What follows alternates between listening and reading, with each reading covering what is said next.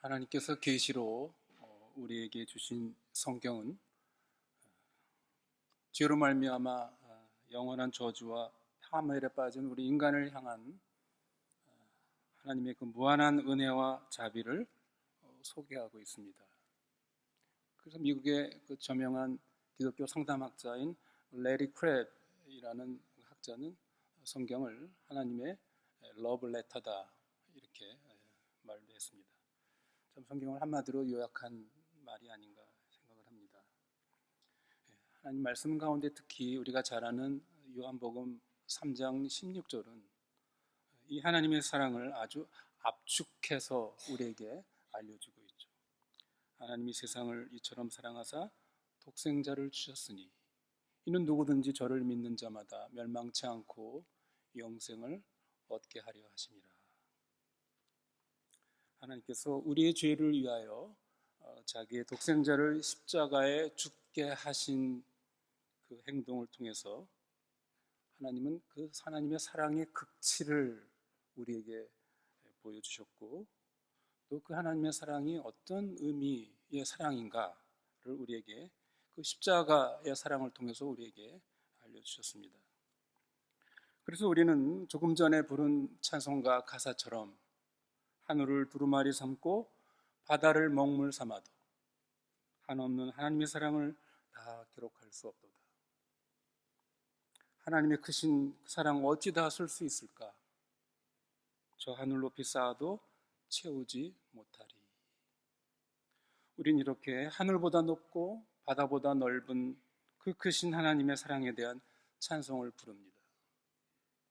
또한 우리는 우리가 지은 어떠한 죄라 할지라도 그것이 살인이든 간음이든 또 주님을 부인하는 일이든 어떤 죄라 할지라도 하나님께서는 너의 죄가 주홍빛같이 붉을지라도 눈처럼 희게 하시겠다라는 하나님의 그러한 그 자비의 용서에 대한 우리 그런 많은 성경 구절들을 암송하기를 좋아합니다. 성도 여러분, 그럼에도 불구하고 우리는 성경 전체에서 가장 신비하고 그러나 불안하고 불편한 한 구석을 보게 됩니다. 그것은 은혜와 자비와 용서의 아주 아름답고 환상적인 그 화음의 멜로디의 가운데서 갑작스럽게 나타나는 귀에 거슬리는 또 아주 음울한 불협화음의 소리가 들리는 곳입니다. 그것이 어디입니까? 바로 오늘 본문의 말씀입니다. 여러분, 이곳은 어떤 곳입니까? 이 세상에서도 또 오는 세상에서도 용서받지 못할 죄가 있다. 이러한 성경 페이지에 어두운 경고가 있는 곳입니다. 하나님조차도 자비를 베풀기를 거부하시는 그런 죄가 있단 말인가? 그런 영혼의 상태가 있단 말인가? 성도 여러분, 생각해 보십시오. 어떻게 하나님에게서 이 두 현실이 공존하는 것인가? 어떻게 그렇게 자비가 한없으신 하나님께서 마치 모래 위에다 금을 그어놓고 이 이상까지는 더 이상은 안 된다, 여기까지만이다, 그렇게 말씀하실 수 있는 것인가? 어떻게 무한한 하나님의 그 은혜에 한계가 있는 것인가? 그리고 이 역설은 많은 진실한 신자들에게 아주 불편한 의문과 깊은 두려움의 원천이 되었습니다. 오늘 저희는 이 역설과 경고를 통해 하나님이 용서하실 수 없는, 또 우리의 죄가 용서받을 수 없는 그 죄의 본질이 무엇인가, 그러한 그 영혼의 상태는 무엇인가를 좀 살펴보려고 합니다. 우리가 이것을 탐색해야 하는 이유는 저와 여러분이 이것을 통해, 이 본문을 통해서 우리에게 무슨 두려움과 공포를 갖게 하기 위한 것이 아닙니다. 오히려 하나님의 이러한 은혜로우신 경고를 통해서 저와 여러분이 은혜를 깨닫고 회개하고 지혜를 얻기 위해서입니다. 성도 여러분, 우리는 이 본문에 나타나는 용서받을 수 없는 죄, 그 영혼의 상태, 이것을 이해하기 위해서 먼저 우리는 하나님의 그 광대하신 용서의 은혜를 먼저 우리는 살펴볼 필요가 있습니다. 그것에 대해서 우리는 경탄하고 감사해야 합니다. 성경의 이야기는 하나님의 충격적인 은혜와 자비의 목록입니다. 그것은 아무런 자격 없는 사람들, 아니 하나님을 거역하는 사람들을 향한 하나님의 그 오래 참으심과 그들에게 70번씩 7번이라도 용서하시고 그들에게 기회를 주시고 용서해 주시는 하나님의 이야기죠. 성경에서 우리는 몇 사람의 그런 이해를 찾아볼 수가 있습니다. 여러분이 구약성경 열왕기하 21장 또 역대하 33장에 한 인물이 거기에 기록되어 있습니다. 남유다 왕국의 므낫세라는 왕입니다. 그 이야기를 성경은 우리에게 들려주죠. 여러분, 이 므낫세라는 왕은 어떤 왕입니까? 성경은 그가 하나님의 백성인 남유다 왕국의 왕으로서 55년이나 통치한 왕으로 기록되어 있습니다. 이 므낫세가 통치하는 동안 예루살렘은 이 끝부터 저 끝까지 무지한 자의 피로 가득했다.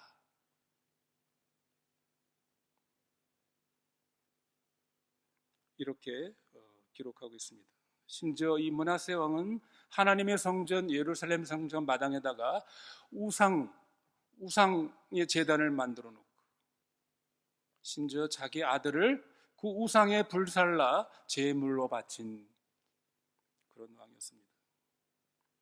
또한 점을 치고 마술을 행하여 주변 당시의 그 아모리 이방 족속들보다 그 악이 훨씬 더 심했다라고 성경의 저자는 그렇게 기록하고 있습니다. 여호와 보시기에 가증한 일과 악을 행함이 너무도 심하여 심지어 이방 우상을 섬기는 이방인들보다도 더 심한, 그래서 여호와 하나님을 진노하게 하였다라고 말합니다. 그러니까 여러분, 여기에 등장하는 이 므낫세 왕은 이스라엘에 여러 그 악한 나쁜 왕들이 있었죠. 그런 악한 나쁜 왕들 중에 하나가 아닙니다. 그는 소위 악질 괴물이었습니다. 가장 용서받을 수 없는 후보가 있다면 아마 이 므낫세 왕은 그 후보의 첫 번째 후보가 될 정도였습니다.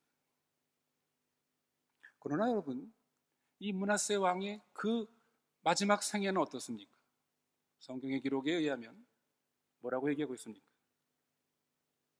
그의 생애 마지막에 그가 포로로 잡혀가 굴욕을 당했을 때 성경의 기록은 그가 그의 조상들의 하나님 앞에 크게 겸손하여 기도했다라고 말하고 있습니다. 그리고 하나님은 이 므낫세 왕의 이 악한 괴물 왕의 기도를 들으셨습니다. 그리고 하나님은 그를 용서하시고 회복시켜 주셨습니다. 여러분, 우리가 사도 바울을 생각해 보십시오. 사도 바울이기 전에 사울이었죠. 사울은 어떤 인물입니까? 요즘 말로 말하면 그는 종교적인 테러리스트였습니다. 그는 교회와 그리스도인들을 향해 위협과 살기를 내뿜었죠. 그는 예수를 따르는 남자와 여자들을 감옥으로 끌고 갔습니다. 그는 최초의 우리 기독교 순교자인 스데반이 돌로 죽임을 당할 때 어땠습니까? 그는 그 스데반이 죽어야 마땅한 자라는 그런 것에 자기가 보증인으로 죽이는 자들에게 보증인을 섰습니다. 그런 자처한 사람입니다. 그런데 이 사울이 어땠습니까? 다메섹에 있는 그리스도인들을 잡으러 가는 길에서 이 사울은 무엇을 만났습니까? 심판의 벼락을 만났습니까? 아닙니다. 놀랍게도 그는 눈부신 은혜의 빛을 만났습니다. 그는 용서받고 변화되었고 결국 그는 그가 괴멸시키려 했던 바로 그 신앙의 가장 위대한 증인, 위대한 사도가 되었습니다. 여러분 잘 아는 예수님의 최측근이었던 베드로를 보십시오. 그는 모두가 주님을 부인하고 떠날지라도 나는 결코 주님을 떠나지 않겠습니다. 공언했던 사람입니다. 그리고 몇 시간 후 대제사장의 뜰에서 그는 예수를 알지 못한다. 단순한 부인이 아니라 저주와 맹세를 한 번도 아니고 3번씩이나 한 사람입니다. 그러나 부활하신 후 예수님이 베드로를 만난 그 반응은 어땠습니까? 꾸짖음이었습니까? 추방이었습니까? 아닙니다. 갈릴리 해변가에서 베드로와 함께 아침 식사를 나누시면서 주님은 네가 나를 사랑하느냐? 부드러운 질문이었습니다. 성도 여러분, 성경이 우리에게 들려주는 이러한 그 사례들은 무엇을 우리에게 알려주고 있습니까? 그것은 하나님이 용서하지 못할 죄는 없다. 그 죄가 어떤 죄라 할지라도 하나님이 용서하지 못할 죄는 없다. 또 다르게 말하면 그리스도의 이 보혈이 덮을 수 없는 그런 큰 죄는 없다는 것을 우리에게 알려주고 있는 것이 아닙니까? 그리스도의 보혈은 너무나도 귀하고 가치가 있어서 그 피가 갚을 수 없는 죄의 빚은 어떤 죄의 빚도 없다는 것을 우리에게 알려주고 있습니다. 그렇다면 성도 여러분, 그럼 도대체 오늘 이 본문 마태복음 12장에 나오는 사함을 받지 못하는, 이 세상과 오는 세상에서도 사함을 받지 못한다는 이 죄는 도대체 무슨 죄인가? 이 의미가 뭔가? 이것이죠. 예수님은 오늘 본문 마태복음 12장 31절로 32절에서 중요한 구분 차이를 말씀하고 있습니다. 여러분 보십시오. 이 두 사이의 차이가 있죠. 사람의 모든 죄와 회방은 모독은 사하심을 얻되 성령을 모독하는 것, 회방하는 것은 사하심을 얻지 못하겠고 또 누구든지 말로 인자를 거역하면 사하심을 얻되 누구든지 말로 성령을 거역하면 이 세상과 오는 세상에서도 사하심을 얻지 못하리라. 여기 분명한 구분 차이가 있습니다. 어떤 구분 차이입니까? 사람의 모든 죄, 또 심지어 주님을 부인하는, 모독하는 이 죄와 성령을 모독하고 성령을 거역하는 죄의 구분과 차이죠. 여러분, 우리가 예수, 인자, 사람의 아들 예수님을 말하죠. 예수님을 거역한다, 예수님을 모독한다 라는 것은 무엇입니까? 사실 예수님의 이 지상 사역을 보면 예수님은 끊임없이 모욕을 당했습니다. 거부를 당했습니다. 유대 종교 지도자들은 예수님을 먹기를 탐하고 술을 즐기는 자라 그렇게 조롱했습니다. 그들은 예수가 안식일을 거역했다고, 어겼다고 비난했습니다. 그들은 예수님이 자신이 하나님의 아들이요 메시아라는 것, 이 주장을 조롱했습니다. 심지어 십자가에서조차 예수님에게 침을 뱉고 모욕하고 조롱을 했습니다.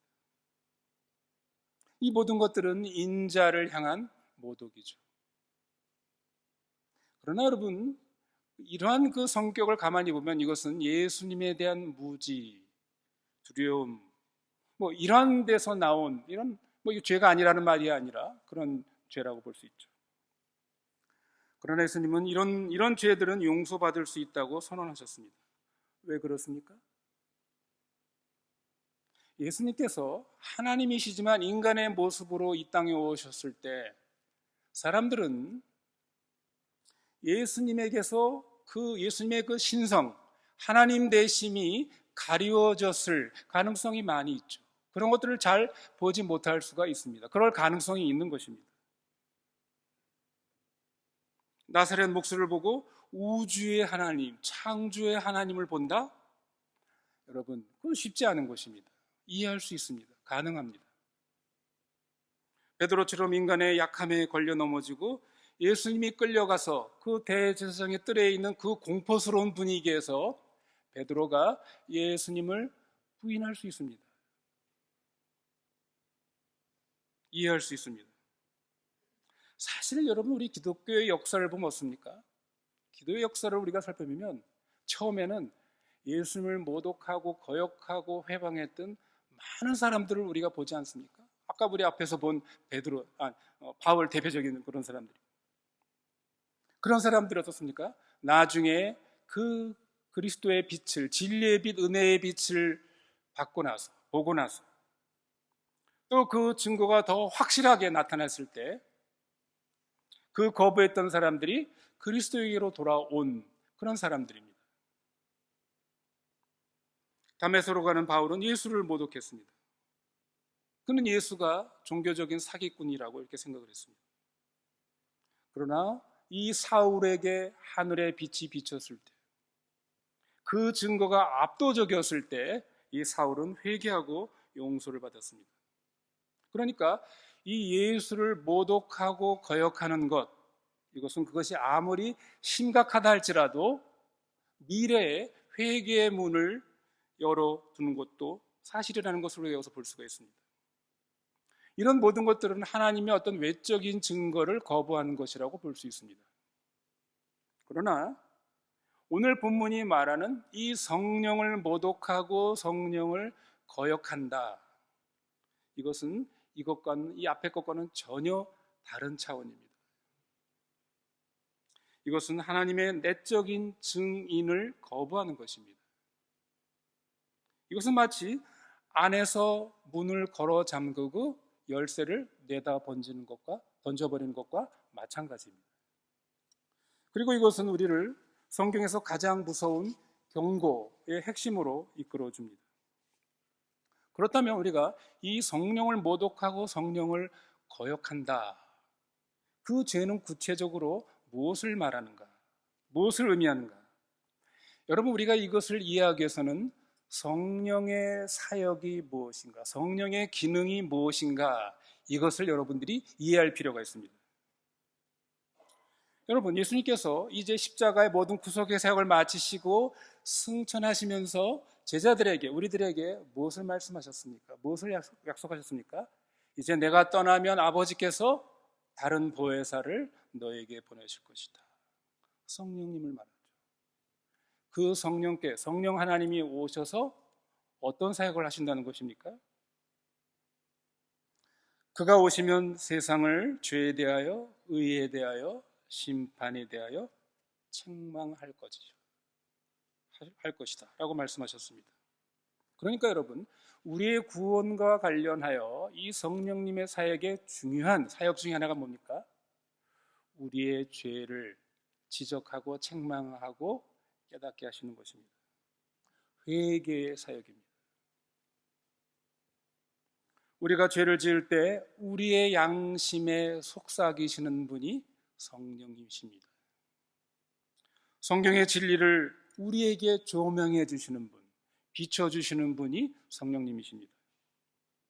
그래서 우리에게 너는 구원자가 필요하다, 그 필요한 것을 우리에게 보여주시는 분이 성령님, 그분의 사역입니다. 그래서 우리를 그리스도에게로 이끄시는, 이것이 성령님의 가장 중요한 구원 사역과 관련된 것이죠.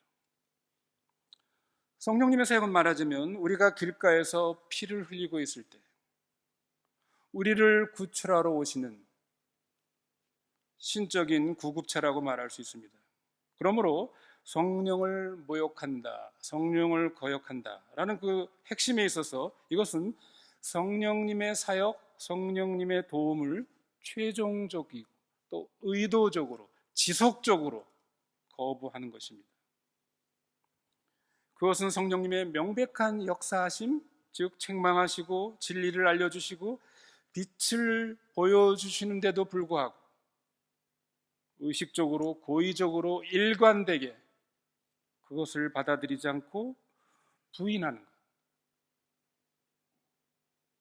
그런 그리스도의 사역, 그것에 대해서 그것은 말도 안 된다, 그것은 거짓말이야. 심지어 바리새인들이 그랬던 것처럼 예수님의 사역을 명백하게 보면서도 뭐라고 그랬습니까?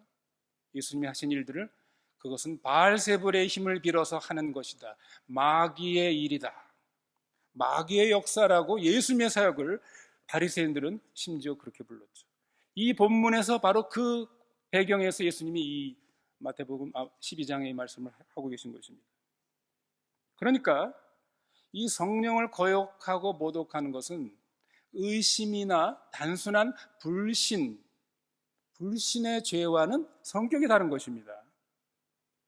그것은 빛을 보고 진리를 이해하고 성령의 명백한 책망을 느꼈음에도 불구하고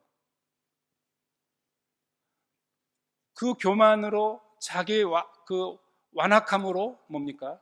아니요 라고 말하는 그 영혼의 상태를 의미합니다. 그러니까 이 성령 모독, 이 거역의 죄의 핵심은 무엇입니까?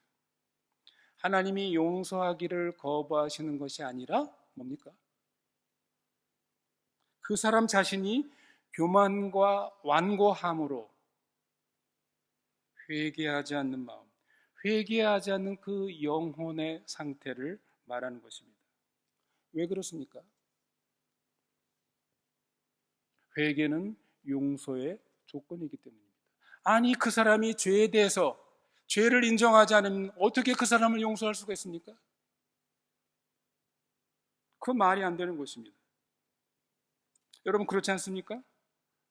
그러므로 오늘의 이 말씀은 정말 말이 되는, 주님의 이 말은 말이 되는 말씀입니다. 여러분 생각해 보십시오. 만약 여러분이 여러분의 마음속에 진정한 회개를 일으킬 수 있는 우주의 유일한 행위자, 회개의 행위자인 성령의 도움과 그 사역을 거부한다면 어떻게 우리가 용서를 받을 수가 있겠습니까? 그것은 마치 물에 빠진 사람에게 던져진 구명보트를 그 물에 빠진 사람이 잡는 대신에 그 구명보트를 어떻게 합니까? 거부하는 것과 마찬가지입니다. 그걸 밀어내는 것입니다. 구조대원은 그를 구원하지 않으려는 것이 아니죠. 구원하려고 튜브를 던졌지만 그가 그거를 던져버리는 것입니다. 거부하는 것입니다. 그 사람이 구원받기를 거부하는 것입니다. 영국의 뛰어난 작가이자 기독교 사상가인 C.S. 루이스, 그가 쓴 The Great Divorce라는 아주 유명한 책이 있습니다. 우리말로는 천국과 지옥의 이혼이라는 말로 되어 있는데요, 거대한 결별 혹은 이혼 이런 뜻이죠. 이 소설책에서 루이스는 이것을 잘 보여주었습니다. 루이스는 이 책에서 지옥에 머물러 있기를 선택한 영혼들이 천국을 여행합니다. 그들은 천국을 여행하면서 여러 가지 놀라운 사실들을 보게 되죠. 근데 결국은 어떻게 합니까? 결국 다시 지옥으로 돌아갑니다. 지옥에 돌아가기를 고집하고 있습니다. 그 과정을 묘사한 책입니다. 루이스는 그 책에서 천국과 지옥 사이의 최종 선택은 하나님이 아니라 우리 자신이 결정한 것이다 라고 그렇게 주장했습니다. 성도 여러분, 이것이 바로 이 마태복음 12장에 말하는 이 죄가 용서받을 수 없는 그 이유입니다. 하나님의 자비, 은혜가 부족해서가 아니라 그 사람의 마음과 영혼이 교만과 완고함으로 돌처럼 굳어져서 용서받기를, 구원받기를 거부했기 때문입니다. 그러므로 누군가가 성령을 모독했다, 성령을 거역했다 할 때 그것은 그는 믿음의 대상을 거부하는 것이 아닙니다. 그는 믿음의 주체 자체를 파괴하고 있는 것입니다. 그는 믿고 회개하고 하나님께 응답할 자신의 의지, 능력을 마비시키고 있는 것입니다. 이것은 마치 약을 거부하는 중증 두 환자의 어떤 그런 그 예로 들어볼 수가 있습니다. 심각한 병을 앓는 이 환자, 두 환자가 있습니다. 한 환자는 처음에는 의사의 처방의 약을 거부했습니다. 그러나 나중에 그 마음을 돌이켜서 내가 먹어야 되겠구나. 그래서 약을 먹은 환자입니다. 두 번째 환자는 뭡니까? 이 두 번째 환자는 자신의 소화기관을 완전히 망가뜨려 일부러 망가뜨린 사람입니다. 그래서 어떠한 약도 그 속에 들어와 흡수할 수 없을도록 그렇게 만든 환자가 있다고 생각해 보십시오. 바로 이 차이입니다. 전자의 환자는 어떻습니까? 치료될 가능성이 있죠. 후자는 자신의 운명을 선택했습니다. 루이스는 이 위대한 이혼에서 이것을 서사적으로 보여줍니다. 지옥에서 온 한 유령이 천국을 방문하여서 지금은 천국의 위대한 여인이 된 중에 한 명인 그의 옛 아내를 천국에서 만나게 됩니다. 그는 그녀를 조종하고 통제하고 자신의 그 비참함 속으로 그녀를 다시 끌어내리려고 합니다. 그는 그녀의 기쁨을 받아들일 수가 없었습니다. 그는 빛 속에서의 항복보다 어둠 속에서의 자신의 힘과 통제를 여전히 선호했습니다. 결국 그는 회색 도시로 다시 돌아가기를 선택했습니다. 그러니까 그는 스스로 천국을 배제한 것이죠.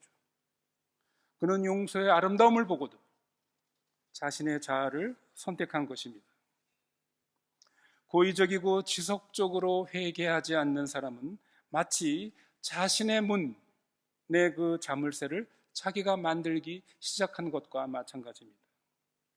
그래서 C.S. 루이스는 지옥의 문은 밖에서 잠근 것이 아니라 안에서 잠근 것이다 라는 아주 의미심장한 통찰력을 우리에게 제공해 주었습니다. 하나님이 지옥에서 못 나오도록 밖에서 잠근 것이 아니라 그 안에 있는 사람이 손잡이를 돌리기를 거부한 것이라는 것입니다. 지옥에 있는 사람들은 스스로 그곳에 있기를 선택한 사람들입니다. 이것이 바로 성령 모독, 성령 거역이 실제로 작동하는 모습입니다. 성도 여러분, 그렇다면 우리가 이 세상과 오는 세상에도 사하심을 못하는 이 죄, 그 영혼의 상태가 맞이하게 될 그 파멸스러운 미래에 대해서 우리는 긴급한 질문을 던지지 않을 수가 없습니다. 우리 마음 상태가 이 위험한 방향으로 가고 있지는 않는지, 그걸 내가 어떻게 알 수 있는가? 다시 말하면 내가 성령 모독, 성령의 거역의 죄를 짓고 있지 않는지 내가 어떻게 알 수 있는가? 아니면 혹시 내가 지금 그런 영혼의 상태가 아닌가? 내 마음이 좀 그런 상태가 아닌가? 내 실상이 그렇지 않은가? 해결책은 무엇인가? 과연 돌아갈 길은 있는 것인가? 그러나 성도 여러분, 여기에 가장 영광스러운 신호가 있습니다. 만약 여러분이 걱정하고 두려워하고 내가 혹시 성령의 모독죄, 성령의 거역죄를 지었을 가능성이 있지 않는가? 이것 때문에 여러분의 마음이 괴롭고 불편하고 불안하다면 여러분은 이 죄를 짓지 않을 가능성이 높습니다. 증거일 수 있습니다. 걱정, 두려움, 죄책감, 양심의 가책, 이런 것들은 성령께서 여러분 안에서 여전히 계시고 기능하고 계시다는 그러한 증표가 될 수 있습니다. 신적인 구급차는 여전히 여러분의 문 앞에서 사이렌을 울리며 서 있습니다. 그러나 이 최종적인 성령의 모독, 성령을 거역하는 이것을 저지르는 마음, 그 영혼의 상태는 어떤 상태입니까? 더 이상 이 사이렌 소리를 듣지 못합니다. 그는 하나님의 음성에 귀가 먹었습니다. 그의 양심은 침묵합니다. 그러므로 만약 여러분이 여러분이 어떤 죄의 무게를 느끼고 있다고 한다면 기뻐하십시오. 그것은 정죄의 증표가 아니라 회개의 문이 여전히 여러분에게 활짝 열려 있다는 우렁찬 증거이기 때문에 그렇습니다. 마지막으로 이것은 또한 가장 긴급한 부르심으로 우리를 이끌고 있다는 것을 우리는 깨달아야 합니다. 우리는 이 끔찍하고 놀라운 진리로 무엇을 해야 하는가 하는 것입니다. 그것은 바로 오늘 우리가 두 번째 본문인 히브리서 3장 이 저자의 음성에 반응해야 한다는 것입니다. 보십시오. 3장 7절로 8절 말씀. 오늘날 너희가 그 음성을 듣거든 너의 마음을 완고하게 강팍하게 하지 말라. 여러분, 이 구절의 핵심적인 단어는 뭡니까? today, 오늘날, 오늘이라는 단어입니다. 이 시제입니다. 문제는 우리가 어제 어떤 죄를 지었는가, 내가 어제 지은 죄를 어떻게 용서받을 수 있는가의 문제가 아니라는 것입니다. 긴급함은 오늘입니다. 내일이 아닙니다. 오늘 듣고 있는 성령의 음성으로 내가 무엇을 할 것인가 입니다. 만약 여러분이 알려진 어떤 죄 가운데 지금 살고 있다면, 또 성령님의 이러한 그 음성과 속삭임을 우리가 무시해 왔다면 뭐라고요? 오늘이, 지금이 바로 돌아설 날이다. 회개할 날이다.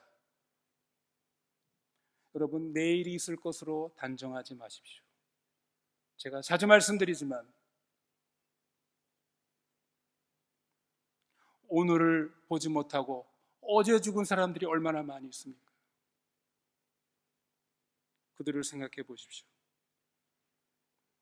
성도 여러분, 우리의 코에 호흡이 붙어 있는 동안, 이 오늘이라는 동안, 이것이 바로 하나님의 자비의 문, 은혜의 문이 열려 있는 기회입니다.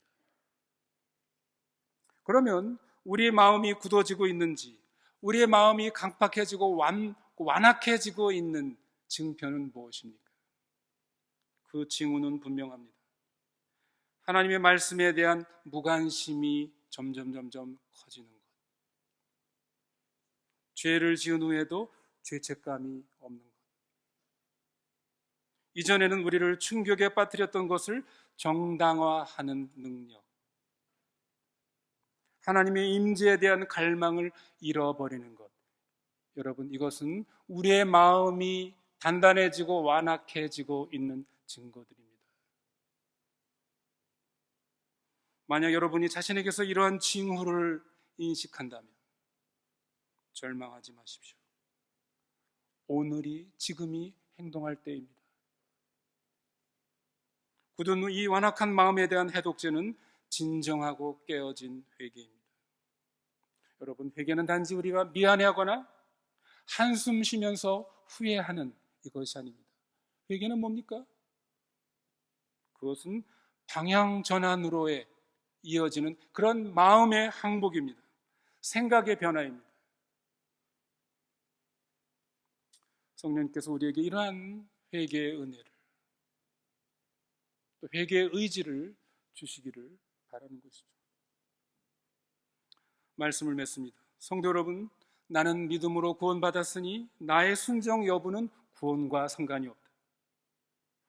내가 죄를 짓는 것과 회개 여부는 내 구원과 상관이 없다.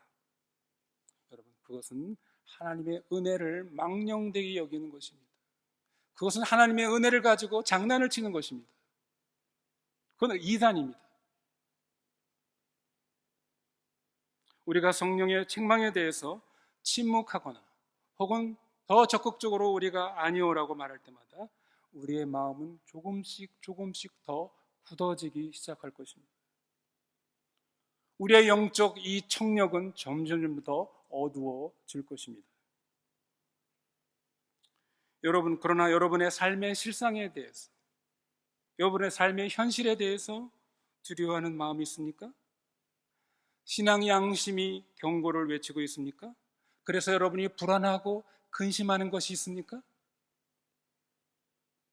그렇다면 그 불안과 근심은 여러분의 적이 아니라 여러분의 친구입니다. 기뻐하십시오. 그것은 여러분의 짐이 불타기 전에 여러분을 깨우는 성령 하나님의 화재 경보기임을 기억하십시오. 그러나 그것을, 그 사인을, 그 경고음을 무시하지 마십시오. 출구는 뭡니까? 우리 구주 예수 그리스도께로 달려가는 것입니다. 여러분이 어디에 있든지 지금 바로 회개와 회심의 기도를 드리시기를 바랍니다. 여러분, 회개는 마법의 단어가 아닙니다. 그것은 도망치는 것을 멈추고 집으로 돌아가려는 그런 마음의 의지, 마음의 자세입니다.